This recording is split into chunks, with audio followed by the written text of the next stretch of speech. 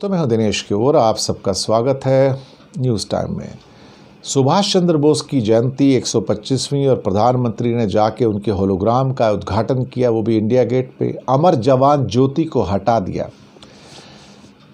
सुभाष चंद्र बोस की मूर्ति कहीं और भी लग सकती थी, कोई ज़रूरी नहीं कि उसको इंडिया गेट के नीचे लगाना ज़रूरी था। हम पहले भी कहते आए हैं, हिंदुस्तान में सैकड़ों मूर्तियां लगी हुई हैं सुभाष चंद्र बोस की, लेकिन वहां पर अमर जवान ज्योति को हटाया, ये सबसे बड़ा मोदी सरकार का अपराध है। अपराध है मैं कहता हूं, क्योंकि इन्होंने इस प्रकार से उसको हटाकर वहाँ पे जो हमारे शहीद हैं, हज़ारों शहीदों का अपमान किया है। आज़ादी से पहले के जो हज़ारों शहीद जिनके नाम लिखे हुए हैं इंडिया गेट पे, उनका भी अपमान किया है इस सरकार ने। अब वहाँ पर सुभाष चंद्र बोस की मूर्ति आएगी। सुभाष चंद्र की बोस की मूर्ति लगाइए, एक नहीं 100 लगाइए, लेकिन अमर जवान ज्योति को हटा के मत लगाइए, क्योंकि उसके साथ हम सबकी भावनाएं जुड़ी हैं। हम 50 सालों से उसे देखते आए हैं।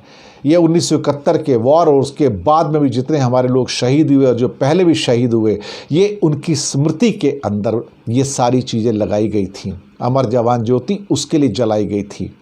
ये किसी एक विशेष सैनिक के रूप में नहीं थी, लेकिन उसको हटाकर वहाँ पर अगर सुभाष चंद्र बोस की मूर्ति आती है तो उसका भी हम विरोध करेंगे। सुभाष चंद्र बोस की मूर्ति 1000 जगह लगाई जा सकती है, ज़रूरी नहीं कि अब जो कहते हैं कि अमर जवान ज्योति को हटा के लगाया जाए।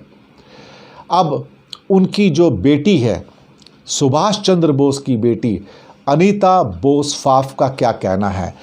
वो जर्मन है बेसिकली मूलतः, और उनका कहना है कि नेताजी सुभाष चंद्र बोस के प्रति सही मायनों में अगर आप सम्मान प्रकट करना चाहते हैं, इज्जत देना चाहते हैं, तो आप उसकी विचारधारा को अपनाएं, उसके मूल्यों का सम्मान करें। जिन वैल्यूज़ को वो रेस्पेक्ट करते थे, उन वैल्यूज़ को एक्सेप्ट करें।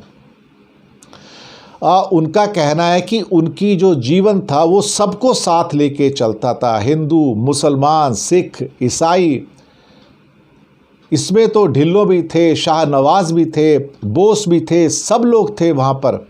और धर्म निरपेक्षता तो उनका पहला सिद्धांत था, इसलिए उनकी सेना में आईएनए के अंदर सभी लोग ऊपर के पदों पर थे, टॉप पोस्ट पर थे। आप ये एक और चीज़ उन्होंने कही कि भारत का धार्मिक और सांस्कृतिक विभाजन हो चुका है। ये बात बहुत बड़ी कह दी उन्होंने। इंडिया का रिलीजियस डिवीज़न और कल्चरल डिवीज़न हो चुका है, इस देश में हो चुका है। और उन्होंने आज क्या कहा, जब मोदी जी ने मूर्ति लगाई है वहाँ पर, उनका कहना है कि मेरे पिता ने एक ऐसे भारत का ड्रीम देखा था जहाँ पे सब धर्मों की जगह होगी। उनको कहना है कि नेताजी को श्रद्धांजलि देने के लिए उनकी मूर्ति नहीं लगानी है। ये देखो कितनी बड़ी बात कही है, और ये मोदी जी के लिए कही है कि उनकी मूर्ति नहीं लगानी है। हमें उनके आदर्शों का, मूल्यों का सम्मान करना है, वैल्यूज़ का रिस्पेक्ट करना है। उनका ये भी कहना था आगे, इनकी बेटी का, सुभाष चंद्र बोस की, सिर्फ स्टैचू बना के या कुछ म्यूज़ियम बना के या कोई झांकी बना के आप नेताजी को रिस्पेक्ट नहीं दे सकते। नेताजी की रिस्पेक्ट तभी होगी जब आप देश के सभी धर्मों का, हर वर्ग का सम्मान करके एक इंक्लूसिव सोसाइटी बनाएंगे, तभी ये भारत होगा, उनके सपनों का भारत होगा। और उनका ये कहना था, भारत इस टाइम धार्मिक रूप से बढ़ चुका है, जिसकी कल्पना सुभाष चंद्र बोस ने कभी नहीं की थी।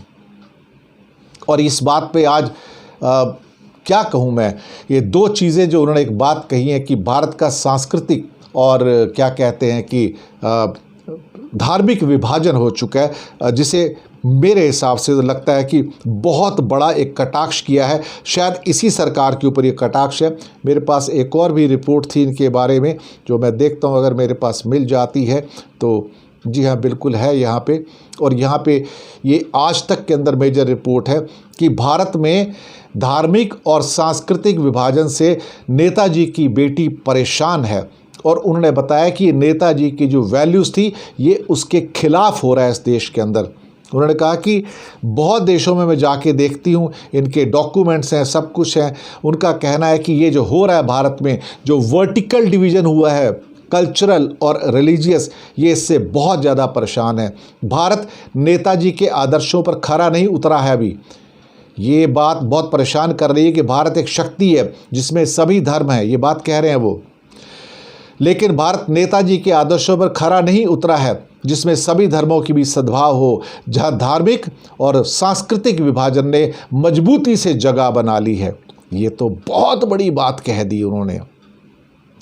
ये एक तरह से कहा जाए तो पूरा का पूरा मोदी सरकार के ऊपर कटाक्ष किया है, पूरा का पूरा अटैक किया गया है, और ये देखा जाए तो अपने आप में बहुत बड़ी बात है और बहुत कुछ कहा जाता है। और मुझे लगता है कि उनका ये भी कहना था कि उनकी जो सच्ची श्रद्धांजलि है, उनकी वैल्यूज़ को लेके चलो और इंक्लूसिव इंडिया बनाओ, वही सच्ची श्रद्धांजलि है। मूर्तियां लगाने से सच्ची श्रद्धांजलि नहीं दी जा सकती है।